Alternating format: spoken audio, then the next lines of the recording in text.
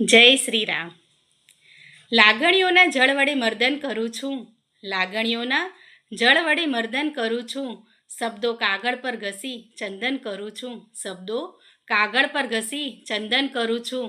બે ગઝલ બે ગીતોના પુષ્પો ચડાવી બે ગઝલ બે ગીતોના પુષ્પો ચડાવી માતૃભાષા પ્રથમ તને વંદન કરું છું. પ્રથમ તને વંદન કરું છું. 21મી ફેબ્રુઆરી એટલે આંતરરાષ્ટ્રીય માતૃભાષા દિવસ. દુનિયાભરના દેશોમાં માતૃભાષાનું જતન કરવા માટે વિશ્વ કક્ષાએ દર વર્ષે 21મી ફેબ્રુઆરીએ માતૃભાષા દિવસ તરીકે ઉજવવાનું નક્કી કરે.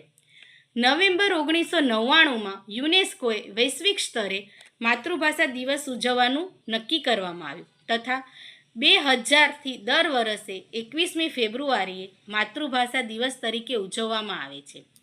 આ દિવસ ઉજવવાનો મુખ્ય ઉદ્દેશ છે કે આપણી ભાષા અને આપણી સંસ્કૃતિની વિવિધતાને સન્માન મળી રહે. માતૃભાષાનો ટૂંકમાં અર્થ કહું ને તો આપણને આપણી માતા તરફથી બોલાતી પ્રેમની ભાષા, આપણા પરિવારમાં બોલાતી લાગણીની ભાષા એટલે આપણી પ્યારી માતૃભાષા.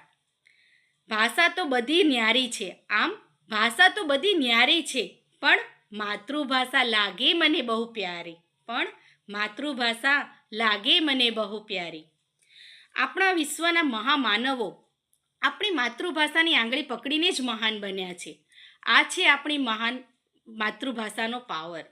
ટૂંકમાં એટલું જ કહીશ કે આ વિચારી ફૂલે ગજગજ મારી છાતી, આ વિચારી ફૂલે ગજગજ મારી છાતી, હું અને મારી ભાષા બંને છીએ ગુજરાતી, હું અને મારી ભાષા બંને છીએ ગુજરાતી. જય જય ગરવી ગુજરાત, જય હિન્દ, ભારત માતા કી જય.